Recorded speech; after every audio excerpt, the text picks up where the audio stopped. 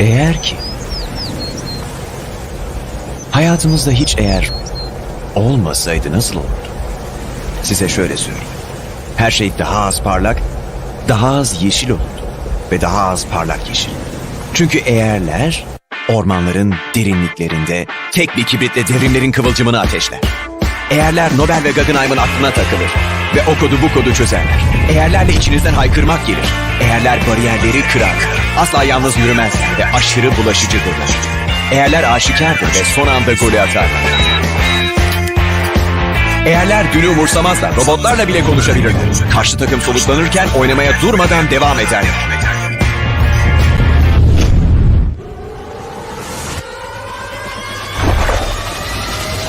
Sadece basit bir kelime, öyle mi? Hayır. Eğerler asla uyumazlar, hep daha fazla çaba gösterirler. Eğerler bakar, araştırır ve en beklenmedik zamanda ortaya çıkarlar. Eğerler klonlanarak çoğalırlar. Acaba gerçekten yapabilir misin? Yaptın bile. Eğerler aklınıza girmeye çalışan güler yüzlü şakacılardır. Eğerler kapıları açarlar, asla kaybetmeyeceklerini bilirler. Ve biraz gün ışığına her zaman hazırdırlar. Her şey bir eğerle başlar. Çünkü eğerler ne zaman dönüşür, ne zamanlarsa şimdi. Ve şimdi nasıla dönüşür. Nasılsa asıla.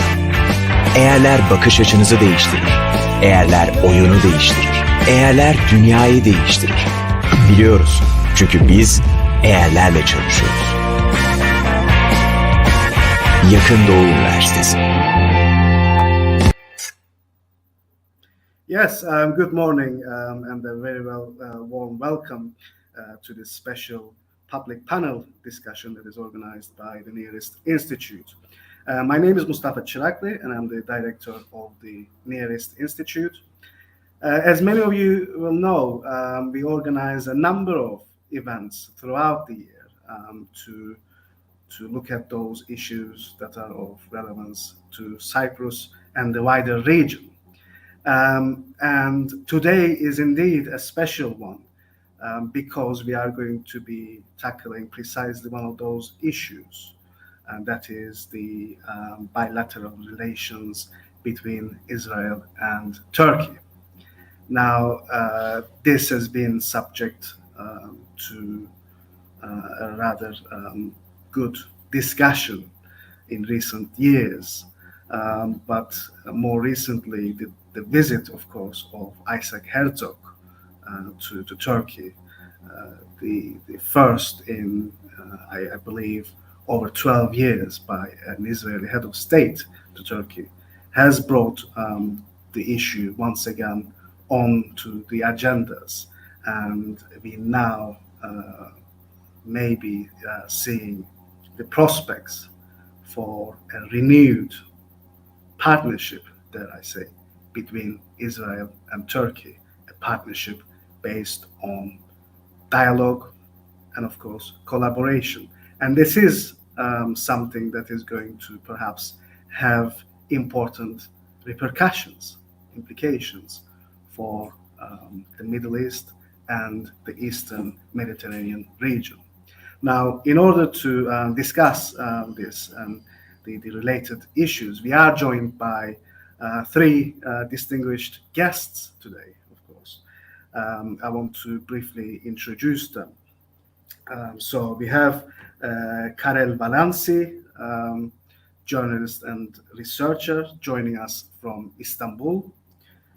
We have former ambassador, Turkish ambassador, Mr. Mithat Rende, and we also have Dr. Nimrod Goren from Mitvim, and joining us from West Jerusalem.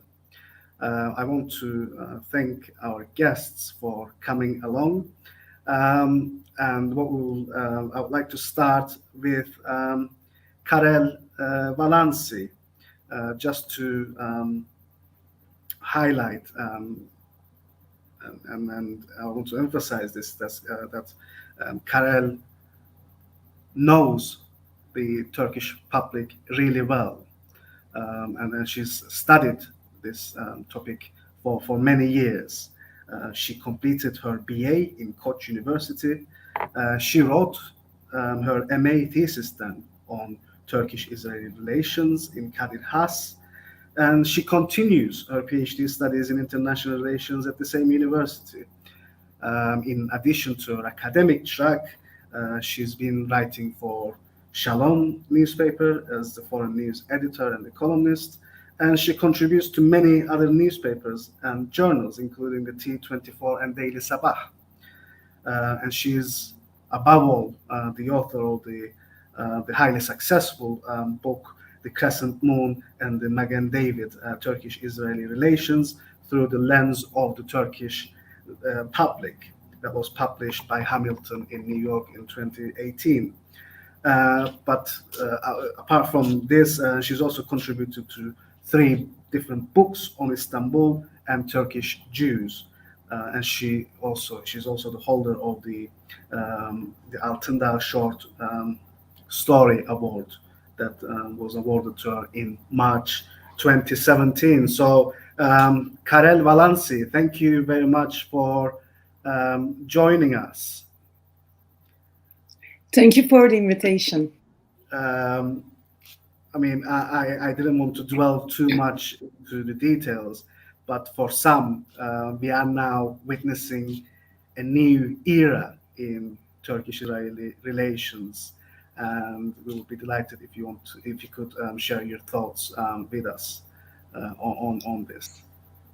Of course. Thank you for the invitation. It's a pleasure to be among such distinguished speakers. Hello, Nimrod. Merhaba Büyükelçim. Let me start with a quick reminder about bilateral relations between Turkey and Israel. The relations has gone through several ups and downs since ties between the two nations were formalized in March 1949. The Turkish-Israel relationship is sensitive to developments related to the Palestinian territories, especially in Gaza. Additionally, let me say that traditionally, Turkey has seen Israel as a way to reach Washington, to get its voice heard in Washington. So by allying itself with Israel, Ankara expects a kind of support from Washington, or it's a way for reconciliation the Turkish-American relations. Another reminder about the relations, about Turkish-Israeli relations, is that it was not always like that, like the time we witnessed following the Davos incident in 2009 or the Mavi Marmara in May 2010. There were good relations. They even formed an alliance in 1958, Turkey, Israel, and Iran, the Periphery Pact, the Periphery Alliance. Well, for Iran, it lasted until 1979. As for Turkey, we saw the emergence of an open and warm relations with Israel in the 1990s due to the positive atmosphere of the Oslo Accords, but also due to the instability in the international arena. Ankara was in search for a new role, new identity, and also new allies in the post-Cold War era, as the importance of Turkey as a reliable ally of the West has diminished all of a sudden. So during the 90s and the beginning of the 2000s, we see multiple visits from presidents and ministers to and from Turkey and Israel. There's a strategic alliance between Turkey and Israel, as Prime Minister Tansu Çiller has said in 1994. But let's not forget that there was always mistrust and suspicions, but also admiration for Israel in the Turkish side. Why admiration? Because for what it accomplished in such an unfriendly environment. Another reminder, Arabs in Turkish perception were those who stabbed the Turks on the back during the Arab revolt against the Ottomans, but the Palestinians are different. They are seen as oppressed Muslim people who need Turkish support and help. So in the 1990s, the relations were based on security, intelligence, and also trade. Trade is an important characteristic of the Turkish-Israel relations. These relations have started even before the creation of the State of Israel. This is important. Turkey participated in a fair organized by the Jewish Agency in Tel Aviv in 1936, and the Jewish Agency participated in the Izmir Fair for many years, since 1938. There were direct cruises from Turkey to Haifa, and there was a postal agreement just a month after the establishment of Israel.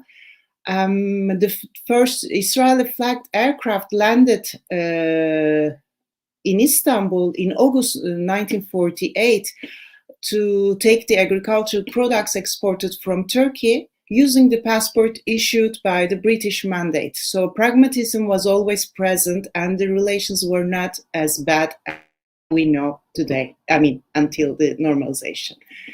If we fast forward to the 2010, Turkey and Israel succeeded in decoupling economics and politics. So Turkish-Israeli trade relations remarkably survive all volatility in the relations. And there were other examples of cooperations as well between Turkey and Israel. For example, in November of 2012, responding to the civil war in Syria, Israel opened a land corridor to allow Turkey to ship its goods from Iskenderun to Haifa and then to the Arab states like Jordan and Saudi Arabia. And incident in March 2016, there was a terrorist attack in Taksim Square, and 3 Israeli citizens were among those killed in this terrorist attack. So Turkey offered all possible assistance to Israel and permitted 2 Israeli army planes to land at the civil airport in Istanbul. In 2016, 6 years after the Mavi Marmara, Israel and Turkey signed a deal to normalize their diplomatic relations. The incentives that encourage this short-lived reconciliation still exist today. Those strong economic interest, energy, and an energy deal that will facilitate Israel's natural gas export to Europe and reinforce what Turkey always wants to become an energy hub in the region. And additionally, both countries want to improve the humanitarian conditions in Gaza for different reasons.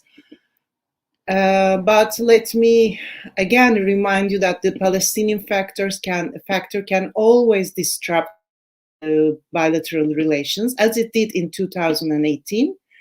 While Turkey and Israel expelled each other's ambassador because, well, after United States recognized Jerusalem as the capital of Israel and moved its embassy there, and there was also the protest named as Great March of Return at the Gaza border.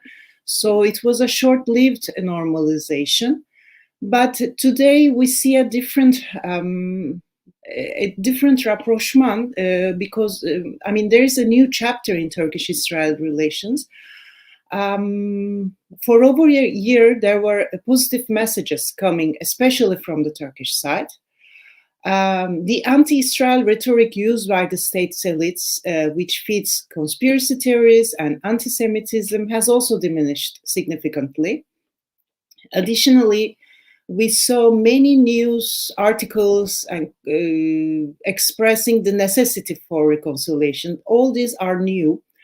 And these are important signs that there is a positive atmosphere, especially from the Turkish side.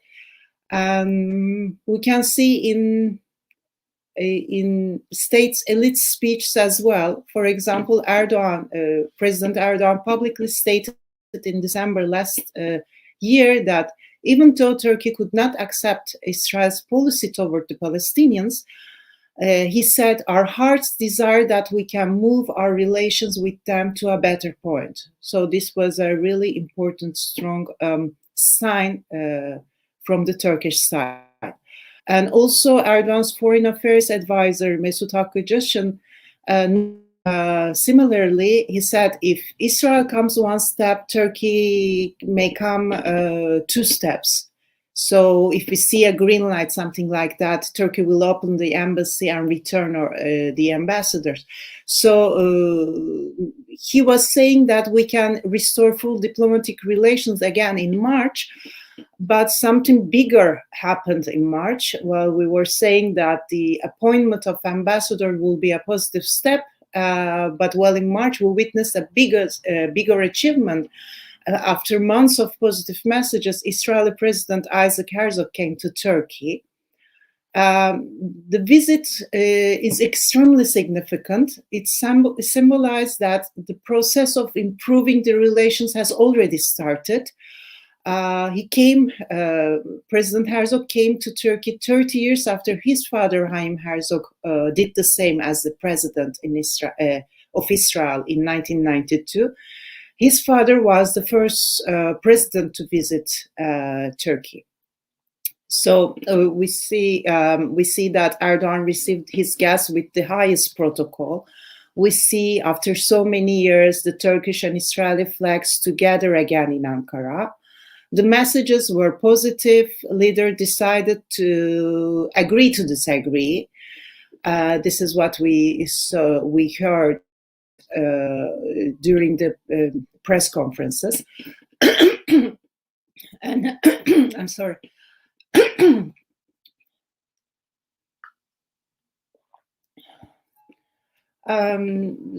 Want to continue the dialogue and to solve the problems with dialogue. And as Herzog said during the press conference, we may have disagreements, but we have to solve them with mutual respect, goodwill, and with the proper mechanism and institutions. Let me remind you here the American side of it. There was a phone call between Erdogan following the day after Herzog's Ankara did. It is significant, but because it shows. Can you hear me? Well, the phone call between Biden and Erdogan was significant because it shows the American support to all these developments. But let's not forget that Herzog is the head of state, but not of the government. So he holds a largely ceremonial role. All decisions are made by Bennett's coalition. But Bennett supports Herzog's step because he said that he is of an extraordinary diplomatic value. Next, we will see the visit of Çavuşoğlu, Minister of Foreign Affairs, in May. At first, he declared that he will go with the Energy Minister Fatih Dönmez, but recently he said that he will visit with Hulusi Akar, the Minister of National Security. I believe we can expect a rise in trade volume and collaboration in soft issues such as cultural, social issues, restarting a dialogue that seeks areas of cooperation such as in technology, agriculture, climate change would be a first step, I guess. Cultural exchanges and friendly sports tournaments may be another step. This could help to change the negative public opinion in both countries, and civil society engagement could also help the bilateral ties. As for the political issues, energy is very important, especially for Turkey, who wants to be part of the East Mediterranean Gas Forum. During the press conference, again, Erdogan addressed specifically the economic benefits of the rapprochement. On the other hand, Herzog expressed the hope that Ankara would once again become a reliable partner that engage in cooperative, predictable relations with Israel. So they differ in this issue. So I guess confidence building measures are important here. Building back partnership is important, but it requires time and commitment. I stop here and I continue with the questions. Thank you, Karel, for that excellent overview, I think, of the bilateral relationship, and of course highlighting those issues that may pose perhaps a challenge for the future of this relationship. This is something, of course, I'm sure will come up in the questions later on, in relation to the Palestinian issue, of course. I would like to now turn on to our next guest, and that is Dr. Nimrod Goren, joining us from West Jerusalem. Nimrod is, of course, another expert, I should say, on Turkish-Israeli relations, and he has some impeccable academic and diplomatic credentials. He is the founder of Mitvim and the co-founder of Diplomats, the Council for Mediterranean Diplomacy. He teaches Middle Eastern Studies at the Hebrew University of Jerusalem and is faculty affiliate of Syracuse University's program for the advancement of research on conflict and collaboration. He is also the recipient of Victor J. Goldberg Prize for Peace in the Middle East and the Centennial Medal of the Institute of International Education. He serves on the board of the Center for Enterprising Citizens and on the steering committees of the Geneva Initiative and the Turkish-Israeli Civil Society Forum. Nimrod Goren, thank you so much for coming along. Now, you've heard Karel's take on what's happening on Turkish-Israeli relations. What are your thoughts on this? What's expecting us? What is the view from Israel on all this? What should we expect in relation to how things may develop in the future? The floor is yours. Thank you very much, and it's a pleasure being here. And thank you for the invitation. The main points I will try to make is first that Turkey has been important for Israel. The relationship has been significant, not only because of the practical matters, but along the decades when Israel was still very much isolated in the neighborhood, in its region. The model of relation with Turkey was very different than what we had with countries in the Middle East, and gave hope that a different type of regional relationship could take place, as we see now happening with other countries in the Arab world. So that was the historical importance of the relationship. Therefore, rapprochement between Israel and Turkey is a good development, is something that will serve the benefits of both countries, and hopefully will also benefit the region at large. We are at a window of opportunity. There is a positive momentum. We need to act on it rather fast, because both political crisis or potential security escalation can place hurdles on these issues. We look at Israeli politics, Turkish politics, Israeli-Palestinian relations these days are not at their best. So those things can put obstacles on the way to fulfill this potential.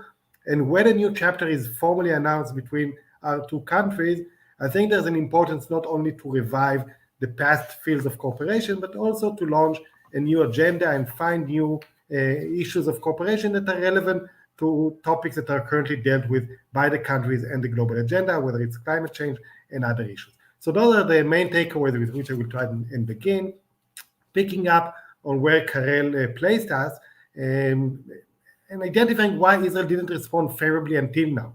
Because we heard that Turkey has been signaling to Israel its willingness to improve ties since late 2020. There were messages coming from Ankara, from Istanbul, about an attempt to a bit upgrade the relations. By the way, relations were never officially downgraded in 2018, but just practically they were, according to the Turkish decision at the time. So Turkey wanted to upgrade. Israel was very cautious about that. We had the Netanyahu government at the time. There was no real positive response.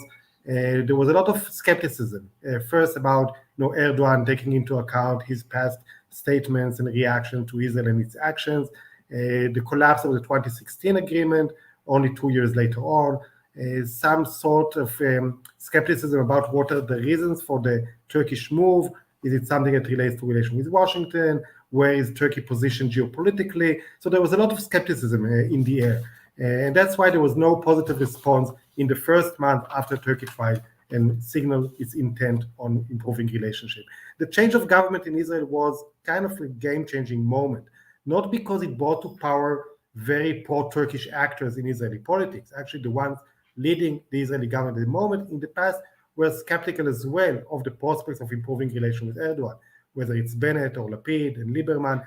I think they weren't seeing a rapprochement with Turkey. It's a very feasible option on their government's agenda when they came to power. But yet they were willing to give the process a chance.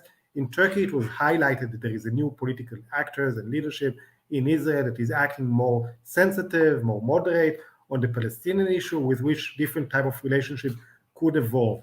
And the channel that began between Presidents Erdogan and Herzog was a very important one. It began just after Herzog was selected or elected as president in June, very close to the establishment of the new government.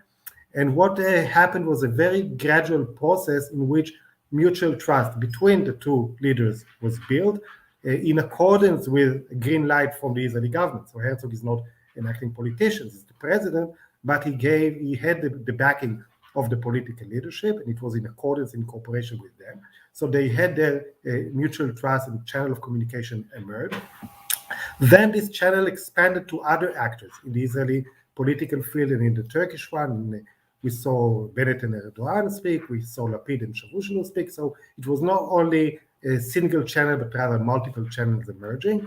And there was this incident in which an Israeli couple touring Istanbul were detained, which was kind of a very potential negative development for the relationship, but the way it was solved in a positive manner helped resume the trust and cooperation between the state system of both countries, both on the official level, but also on the practical working levels in government officials or government ministries. And that was a good sign of trying to restore the cooperation in practice and seeing that it could work.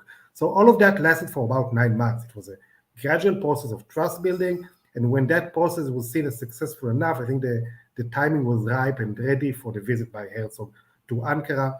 Herzog was really the right player to do so. He has a lot of experience in regional affairs as a politician. He was advancing relations with Turkey and meeting with Turkish guests in the Knesset. He's a coalition builder. He's a diplomat. So he was really a good fit for leading this process until the time in which the official political levels within the government could take the lead as well. The Herzog visit to Ankara was a very positive one. It got a lot of positive media coverage in Israel. It reflected a very different reality of ties between countries than what Israelis used to see in the news about Turkey and Turkey-Israel relations over the last few years. The public meeting, the flags, the anthem, the warm welcome were all very much appreciated in Israel, and really showed that something is different now. It gave visibility to the process of change, a visibility that we did not see in 2016 when Israel and Turkey signed their previous reconciliation agreement. There was no high-level meeting at the time. There was no really warm messaging. This time it was very different, and it was geared also to convince the public that something is changing. It's also taking place at a time in which Turkey is developing better relations with other countries in the region with which Israel has good relations, whether it's the UAE, and we saw the Erdogan visit there, whether it's Egypt, the ties with which is going slow, but is advancing in terms of Turkey-Egypt relationship. So for Israel, it's also a better and easier regional context to advance relations with Turkey, because it's not seen as something that is necessarily jeopardizing or goes against other important relationships that Israel has in the Arab world. There is sensitivities with Greece and Cyprus, but Israel did convey messages that it's not a zero-sum game. Israel can work in a win-win diplomatic environment, developing ties with Turkey on one hand and maintaining its strong alliance and relationship with the Hellenic states, which Israel values and wants to continue. So that's kind of the context of what is happening until now, with the next step being the move from the more symbolic and public and trust-building process to something that is real political and real life change. So we need now a declaration about the resumption of ties on the ambassadorial level, hopefully the visit by the Turkish foreign minister and the Minister of National Security to Israel, maybe later this month, maybe just after Ramadan. This visit should conclude with a statement in the visit or a bit later that the two countries are resuming their ties at ambassadorial level. President Herzog, when he was in Turkey, was also talking about some mechanism to contain potential differences later on, maybe on the Palestinian issue, to make sure that another escalation between Israel and the Palestinians does not lead the Israel-Turkey relationship to collapse once again. And there was also statements about a possible Erdogan visit to Israel, which of course will be a positive development. Not many Israelis remember that Erdogan was already visiting Israel in 2005 after the Gaza disengagement, and I think if this happens again, it will be a positive development. And in terms of the content of this relationship, once it's being set up, it's important to mix the old and the new. So there's a lot of debate about natural gas export through Turkey to Europe from Israel. I'm not sure how much that is feasible, technically, geopolitically, financially, but the energy is definitely an issue that Israel wants to advance cooperation with Turkey on. President Herzog spelled out a vision for a renewable Middle East, for regional cooperation on climate, environment, renewable energies also in the East Med.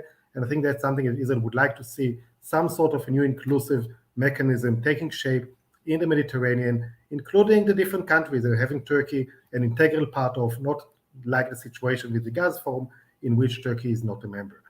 The rapprochement between Turkey and the UAE and potentially between Turkey and Egypt could open the road for trilateral cooperation, which could be interesting.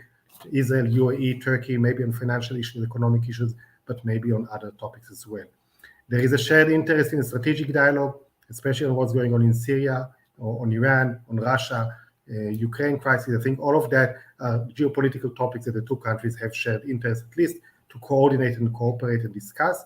And there is space, like Karel mentioned, for civil society and civilian cooperation, not only the cultural sport, but also the academia. In the past, there was a center, the Suleiman Demirel Center at Tel Aviv University, which enabled many Israelis to go and study Turkish and spend some time in Turkey. That stopped. I think such a cooperation should be resumed. And also acknowledging the role that civil society actors did play within the troublesome political years between Israel and Turkey. We at Mitvim had a policy dialogue with Turkish partners along the years and still continues. The Turkish-Israel Civil Society Forum tried to bring NGOs together. So there was a lot of space for not only for the business community that continue to work together, also for the civilian actors to try and help this relationship overcome the challenges that it had. And in a way where we can link the Turkish-Israeli relationship into the improving ties of Israel in the Middle East, whether integrating Turkey into some of the working groups that were established after the Negev summit recently in Israel, whether identifying a role, a constructive role for Turkey on the Palestinian issue, which is important for Turkey, which could perhaps help improve Israeli-Palestinian relationship if defined correctly. I think all of that opens up a real potential for a new chapter that is welcomed by the Israeli public opinion. I think Israelis have a positive spot towards Turkey, and even when there were political tensions, the polls that we did at Mitvim generally saw that Israelis want better relations with Turkey and wants their government to try to deliver on that. And happily, this is happening now, and I hope it will be successful. And thank you again for hosting me here with you. Thank you very much indeed, Dr. Goren, for that overview and sharing your insights with us. Of course, that there are, as you highlighted, a number of issue areas that the two countries can indeed come together and work together for the betterment of the region and to establish a working relationship that could showcase the potential for the regional stability. But there are admittedly some areas that are thornier than others, and energy, I guess, is one of those. Now I want to turn on to our last guest for today, and that is former Turkish ambassador, His Excellency Mr. Mithat Rende. Mithat Rende, of course, served as ambassador and permanent representative of Turkey to the OECD between 2013 and 2016. He was the Turkish ambassador to Doha from 2007 to 2009, where he was also awarded the Sash of Merit by the state of Qatar. Ambassador Rende has also served with the Turkish missions in Damascus, Rome, Brussels, Sofia, Vienna, and London. He has also published in various academic journals and is a regular lecturer at various universities. Ambassador Rende is currently on the governing board of the International Energy Agency and a member of the board of directors of the TSKB. Your Excellency, thank you very much indeed for coming along.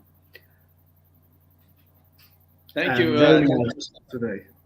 Thank you, Mustafa Bey, for your generous introduction, and thank you for your kind invitation. I'm particularly pleased to be with distinguished panelists here on this panel.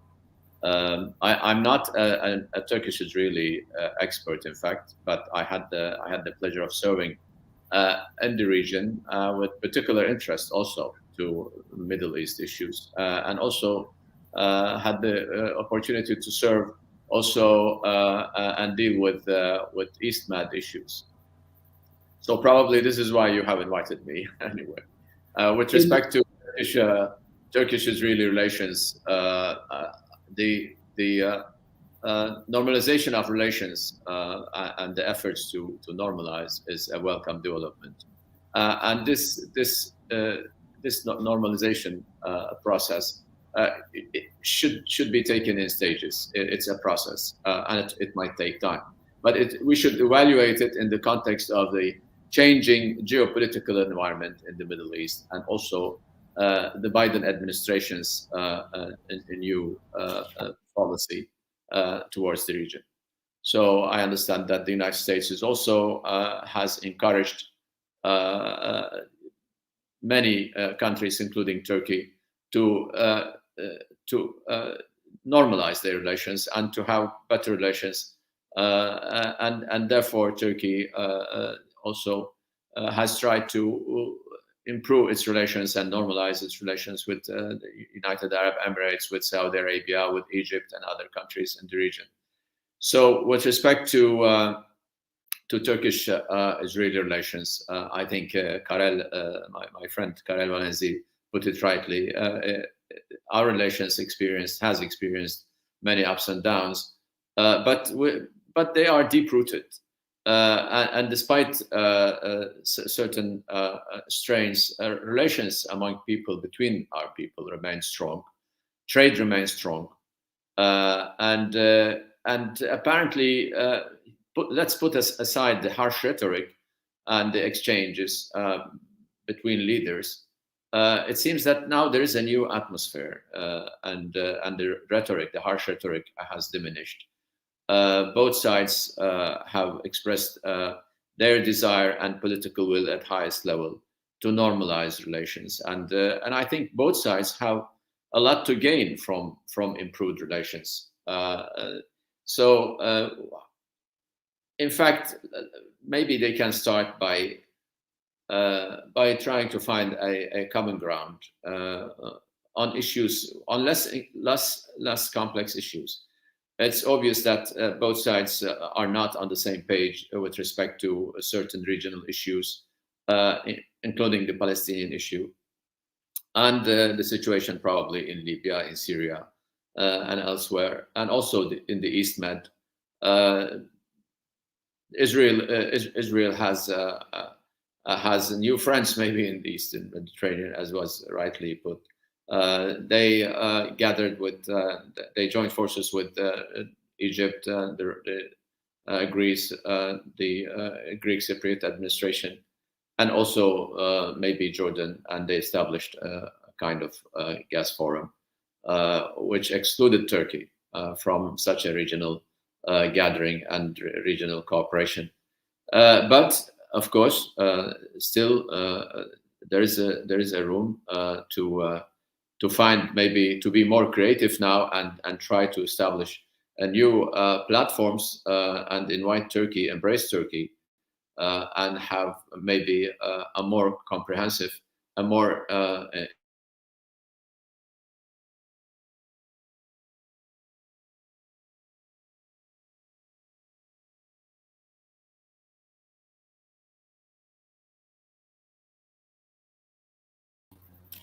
I think His Excellency Ambassador Rende is having some technical difficulties. I'm hoping that he will be back and he will be able to continue his talk. In the meantime, what I suggest we do, I'm just checking, and that we do indeed have several questions that perhaps we could start tackling some of those while we wait for Ambassador Rende. So if I can kindly ask the editor to bring back my guests, because we have a question for each of them indeed. We have a question for Karel, and we also have a question for Nimrod. So if my editor can kindly bring them back in.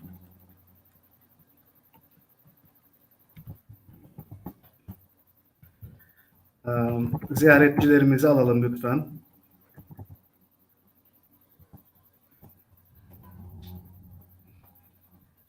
Evet, davetli misafirlerimiz. Right, sorry about this. So, like I said, I'm hoping that Ambassador Rende will be able to join us again. But in the meantime, Karel, there's a question for you, and it's on the views of the Turkish Jewish community toward the Cyprus problem. And toward the Turkish Cypriots. Rather interesting one, of course, slightly off the main theme, of course. But I wonder if you would like to just briefly share your thoughts with us on that. Mustafa Bey, can you hear me? Your Excellency, you are back. I was a bit worried that you wouldn't be able to join us back again. So we were going to move on to the discussion, but if it's okay with Karel, let's wait and give the floor back to His Excellency, Mr. Mithat Rende. Mr. Mithat Rende, please do continue. Thank you. So yes, as I said, maybe both sides should, I think, are prepared to normalize and to find a common ground and just put aside for the time being the more complex and issues.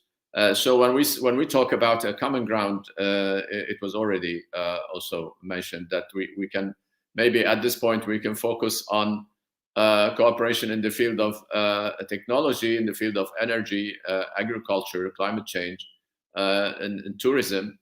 And Turkey has always been a good and interesting tourist destination for the Israelis, for Israel and the Israeli people.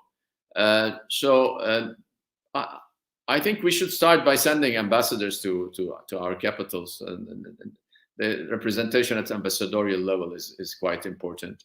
Our Israeli friends have expressed their concern about the unpredictable nature of our relations, or maybe sometimes that they are concerned about unexpected statements by the Turkish leadership when the situation in Gaza gets let's say worse, and when there is a kind of operation in Gaza, and then the Turkish leadership might overreact to such operations.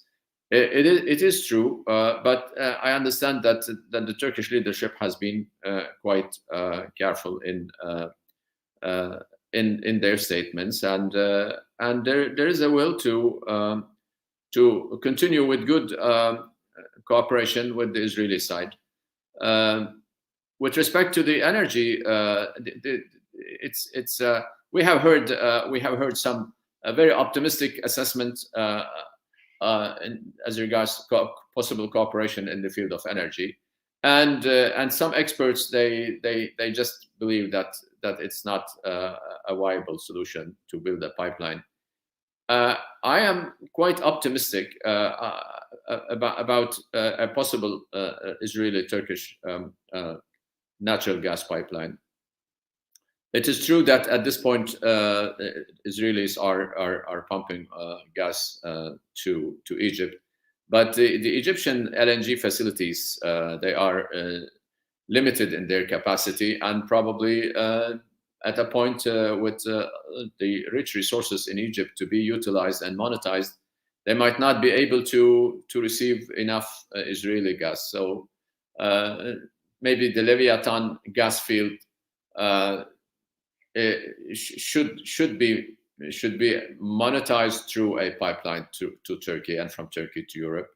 I understand that there is a possibility of improving the production capacity from 10 BCM to 20 BCM. That would require a pipeline, and the pipeline will be bankable and economically feasible, I understand. And the Turkish and Israeli private sector are interested in having such a project, in realizing such a project.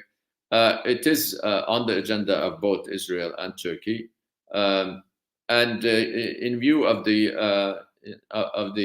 Russian invasion of Ukraine and the war in Ukraine, and especially the changing circumstances in Europe, and the decision by the European Union to reduce their dependence on Russian gas by 2/3, if possible, in a short period of time, then now many energy experts, they just turn their eyes on new projects, including the Israeli-Turkey gas project, and also the Iraq-Turkey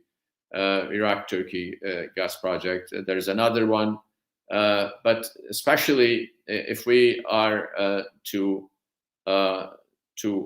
study the Israeli-Turkey natural gas project, what we need is to see if the finances there, and also how we can overcome the political and difficulties and the legal difficulties. We should expect a reaction by the Greek Cypriots. Probably they should be encouraged to engage in cooperation with both sides. Greece might have also their own reservations, because they have also an agreement, NME, that the exclusive maritime zone agreement with Egypt. It won't be that easy, but I think if there is a will on both sides and support by the European Union and the United States for such a project, in order to improve the situation in Europe and to reduce the dependence on Russian gas, then this project should be pursued, and it could be realized in my view. I am maybe cautiously optimistic here, but I think it can be realized, and this would be a kind of a good cooperation, one of the fields where Turkey and Israel could engage with each other. And of course, in addition to energy, I understand that the Minister of Defense is planning to visit Israel, and of course there is another area which is also very promising, which is the defense issues and technology, and especially probably also in addition to technology, agriculture and health and other sectors could also be explored for a start, and then on regional issues and more complex issues, probably in the long run, they can be dealt with also. Should I stop here and see if there is any question, or Mustafa Bey? I would be more than happy to answer any question which might be put to the panel. Thank you so much, Your Excellency, for sharing your thoughts and your reflections with us. And I'm sure we are going to be having quite a few questions on this last point that you mentioned on the possible pipeline project between the two countries. So I just want to have a quick skim through the questions. If we can take the other guests as well, because there's it looks like there are questions for each of them. Now, just before His Excellency came back on the show, I was talking to Karel Valansi, and there was a question for her, a rather specific question on the Turkish Jews and the views on the Cyprus problem and the relations with the Turkish Cypriot community. What's your take on this, Karel? Do you want to share your thoughts very briefly on this? Yes, of course. It's a difficult question because I don't know the answer. I really don't know how the Turkish Jewish community sees the Cyprus problem or the Cyprus in general. But what I know is that it's a nice place to go to visit. It's a tourist destination for the Turkish Jews. I know that. And I have friends there, so I want to say hello to Sercal if he's looking at, he's watching this. But I can also say that Turkish Jewish community is mostly apolitical, so I'm not sure if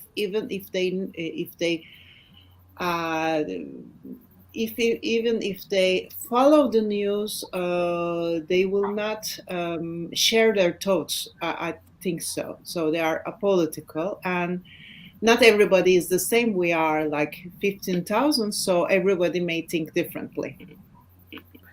Thank you. May Thank I, you so much. May I add one point to Karel's assessment? Please do. I also have Turkish friends of Jewish origin, and they are mainly they are business oriented people, as Karel rightly put it. They are apolitical, but they would be definitely very pleased to see relations improved between the two countries. Normally, they are not. They are business oriented. They are very successful business people. And they follow, of course, they follow international issues, events, and closely follow what's happening in the Middle East. But they're not active politicians, or they don't actively participate in the debate with respect to Turkish-Israeli relations. Thank you, Mr. Ambassador. I have a question for Nimrod here. I'm just sort of skimming through both from YouTube comments and from our social media about the repercussions of the recent domestic political developments, Nimrod, in Israel on the rapprochement. I think this refers to the change in government, I believe. Would you like to elaborate on this a little?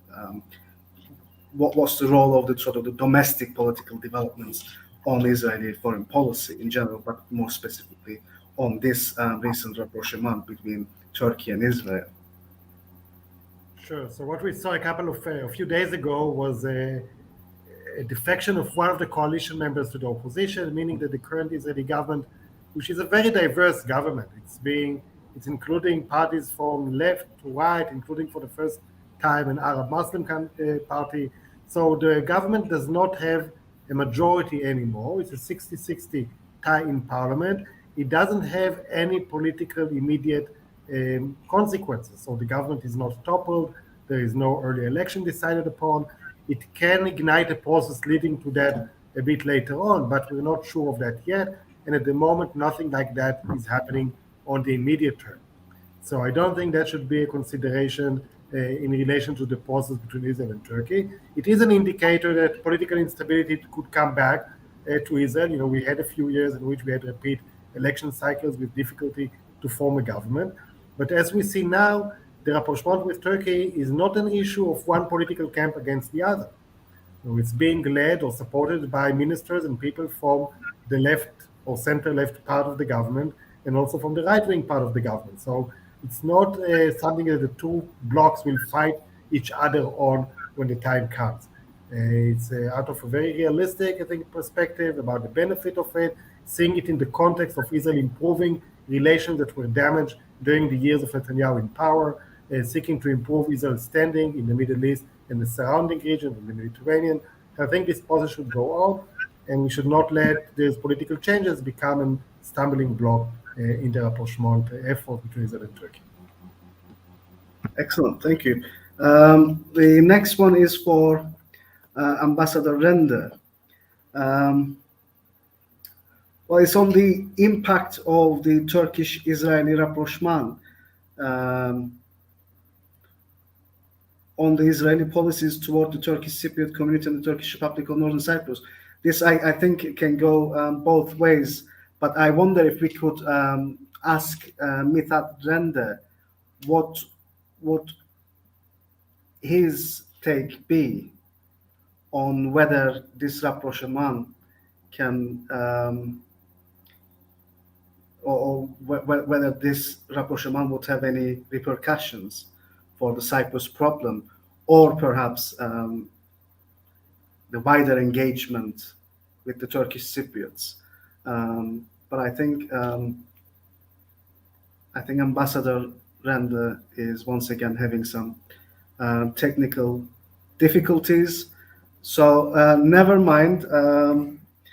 I want to go back to Karel. There's another question here on the Palestinian issue with the upcoming presidential elections in Turkey next year. Do you think that this issue could flare up once again and be used in the electoral campaigns as a bit of a I'm not sure what they are saying there, but would you see that kind of a possibility of an anti-Israeli rhetoric once again spilling onto the electoral agendas? Well, it is a possibility because it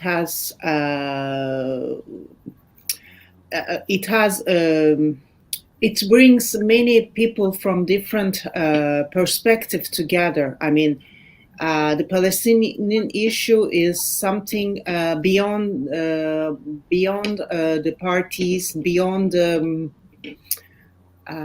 how can I say? Well, the Turkish public is sensitive to the Palestinian issue, so it may be used to get votes. It may be used by the opposition. I'm not sure if it may be used by President Erdogan, because now he's saying many. He's acting. I mean, I think that it is always a possibility. I think that the opposition may use it. I don't think that President Erdogan and AKP will use it, but you never know because it has the voting potential. I mean, there are sensitivities in the Turkish public on that issue. Sure, thank you. And if I can take that last question that I was asking Ambassador Rende, and perhaps get Nimrod's, Dr. Nimrod Goren's thoughts on this. And in fact, it's a two-part question. In the first part, it says, considering the thousands of Israeli tourists are visiting North Cyprus annually, and Israeli investors buying houses and real estate properties, what can be the impact of Turkish-Israeli rapprochement on the Israeli policies toward the Turkish Cypriot community? Is this something that you'd like to elaborate on or have a go at, Nimrod? Sure, and I'll take this question and the one you forward to the ambassador before and try to combine them. First, when it comes to tourism, we are just about to celebrate Pesach in Israel, and after 2 years of COVID or more, Israelis are once again flying abroad in large numbers. And you see Antalya coming back to the tourism map. And you see people feeling at ease again to go to Turkey. This is something that wasn't happening over the last few years. So I think the tourism issue is definitely picking up pace. I hope we'll see Turkish tourists and tourists from Cyprus come to Israel as well. I don't think the change of relation between Israel and Turkey will immediately be felt in northern Cyprus. I think the sensitivity that Israel has towards its relations with Greece and Cyprus and the wish to maintain those relations and to signal to those countries that things are not changing with them will limit the motivation by the Israeli leadership to start taking steps towards the Turkish community as a first phase. There could be things that will evolve over time. For example, to have some more diplomatic engagement, whether formal or non-formal, between the sides, to maybe find ways to ease some of the difficulties for Israeli tourism or visitors or investors in the northern part of the island. Also, given what we see recently between Russia and Ukraine, and we see Israel, much like Turkey, trying to mediate in a conflict that it's not its own conflict. Turkey tried to do that in the past in different conflicts. For Israel, it's almost the first time ever. Israel never thought about itself as a mediator state. And perhaps there could be something that Israel could do to maybe improve relations between Turks and Greeks in Cyprus, or maybe help bring Cyprus, Turkey, Greece all together under some mechanism like Ambassador Rende mentioned in terms of renewable energies and others. So that may be some of the issues that could be relevant. And I would also like to add a word to what Karel said on the Palestinian issue, because it was important, I think, yesterday to hear the Turkish foreign minister remark about the Palestinian support for the rapprochement between Turkey and Israel. That it is not seen as something that Turkey is doing against the will of the Palestinian Authority, but rather is something that is being seen as a positive step that can later may increase the Turkish ability to play a role in advancing Israeli-Palestinian peace. And that's, I think, a very positive framing to have that I hope will be maintained.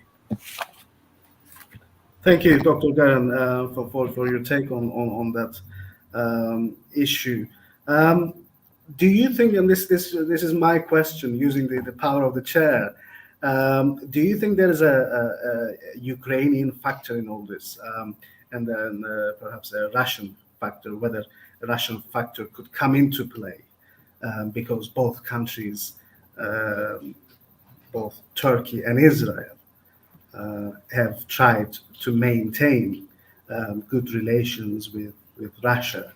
So just sort of thinking whether that could be a factor to watch out for, but at the same time whether the Ukrainian issue, how does that play into all this between the two countries, the rapprochement between the two countries?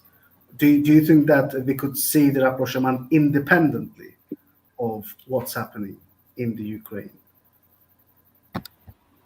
I think we can. It began before, much before actually this process, so it wasn't something that began as a consequence of.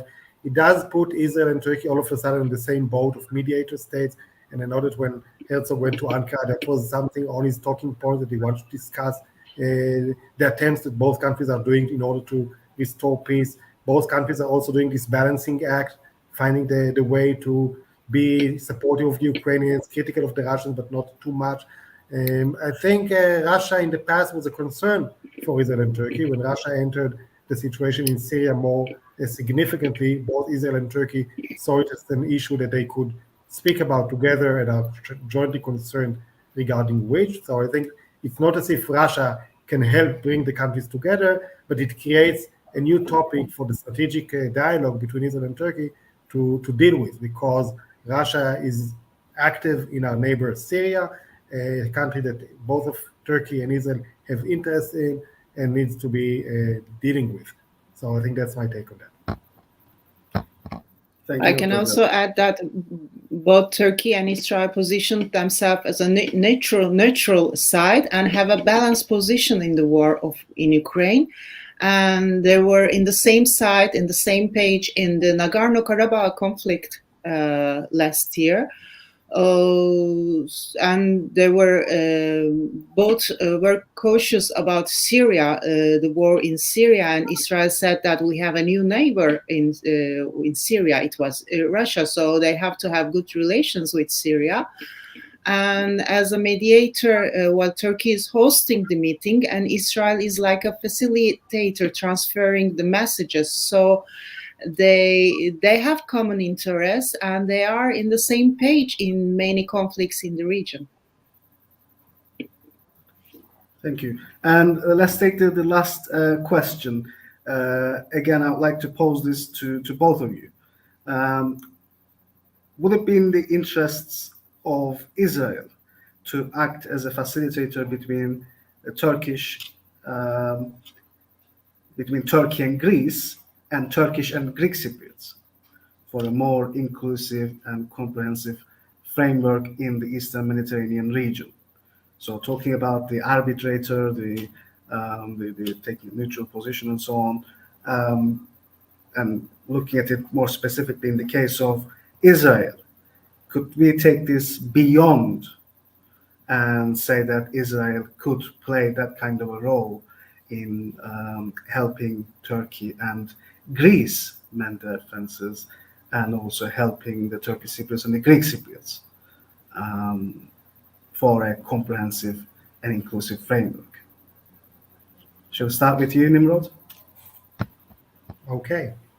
I think diplomacy is good, okay? And what we saw between Israel and Turkey is that diplomacy works, and that countries that had tensions for years can put them aside and open a new chapter. And the valuing of the essence of diplomacy that we see in Israel, also because of the Abraham Accords and the new regional dynamics that are evolving, could be leveraged to other places as well. I'm not sure how effective Israeli mediation at the moment could be in order to resolve the Cyprus conflict or to resolve the long-standing tensions between Turkey and Greece. I think that should be nevertheless explored. What is the specific role, a very tangible thing that Israel can contribute, much like the other way around, thinking about what Turkey and Cyprus can contribute to Israeli-Palestinian peacemaking.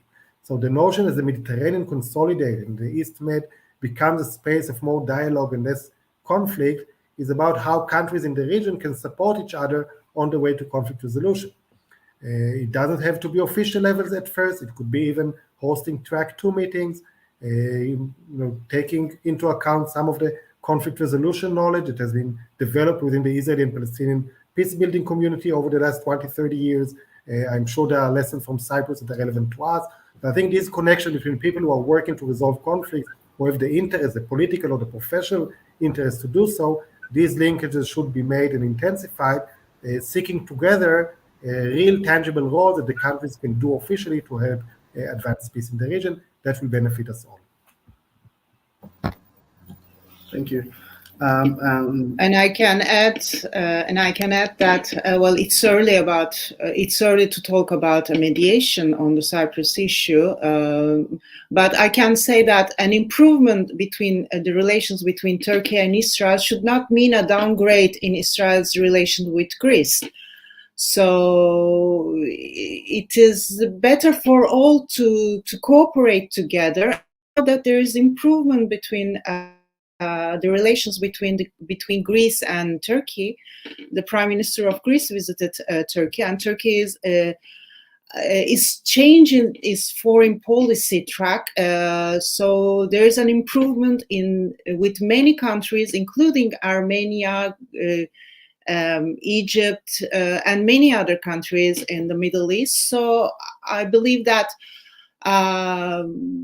in both energy and security relations, thinking about all those relations, I think that an improvement between Israel and Turkey will improve the relations between Turkey and Greece. And yes, and that's it. Thank you. Dr. Cherek, I just want to add an example because more than a decade ago, I was going with a group of Israeli and Palestinian students to Cyprus, and we met students from the Turkish and the Greek side who were engaging in conflict resolution process of their own. And you saw 4 groups of different people in conflicts trying to sit together and share best practices and find ways forward. It was an interesting difference at the time. While the Israeli and Palestinians really wanted to speak about politics and about the issues that are dividing them, the Cypriots wanted to talk about their shared culture, shared heritage, shared history, shared future. So the dynamics at the time were very different, but it was so valuable to meet with people from your island and discuss ways to promote peace together. Thank you so much. And on that positive note, I'm afraid we are out of time. And I just got a message from Ambassador Rende expressing his gratitude and also saying that he will not be able to. He's having some major difficulties with his internet connection. So hopefully we'll be able to host him again at a different time. But I'd like to thank my guests, Ms. Karel Valansi and Dr. Nimrod Goren. Thank you so much for agreeing to come along. It's been a pleasure talking with you and on this issue, such an important one for the region, for all our countries and for all our people. And let's hope that dialogue, of course, trumps, and it does have the potential to perhaps change the fate of the whole region that has for too long been known for conflict and instability. So let's keep fingers crossed on that. So thank you very much indeed to my guests, and Thank you very much indeed to our audience for watching us, and we hopefully will be seeing you at another panel sometime in the future. Thank you and see you again. Thank you. Bye-bye. Thank you.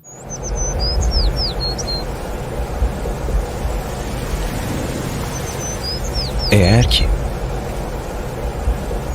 ki hayatımızda hiç eğer olmasaydı nasıl olurdu? Size şöyle söyleyeyim. Her şey daha az parlak, daha az yeşil olurdu ve daha az parlak yeşil. Çünkü eğerler ormanların derinliklerinde tek bir kibritle devrimlerin kıvılcımını ateşler.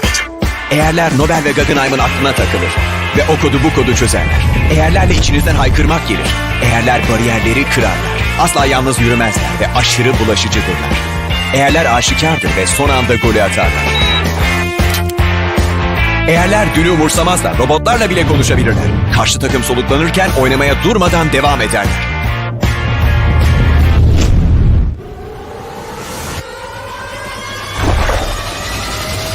Sadece basit bir kelime öyle mi? Hayır. Eğerler asla uyumazlar, hep daha fazla çaba gösterirler. Eğerler bakar, araştırır ve en beklenmedik zamanda ortaya çıkarlar. Eğerler klonlanarak çoğalırlar. Acaba gerçekten yapabilir misin? Yaptın bile. Eğerler aklınıza girmeye çalışan güler yüzlü şakacılardır. Eğerler kapıları açarlar, asla kaybetmeyeceklerini bilirler. Ve biraz gün ışığına her zaman hazırdırlar. Her şey bir eğerle başlar. Çünkü eğerler ne zaman dönüşür, ne zamanlarsa şimdi. Ve şimdi nasıla dönüşür. Nasılsa asıla. Eğerler bakış açınızı değiştirir. Eğerler oyunu değiştirir. Eğerler dünyayı değiştirir. Biliyoruz. Çünkü biz eğerlerle çalışıyoruz. Yakın Doğu Üniversitesi.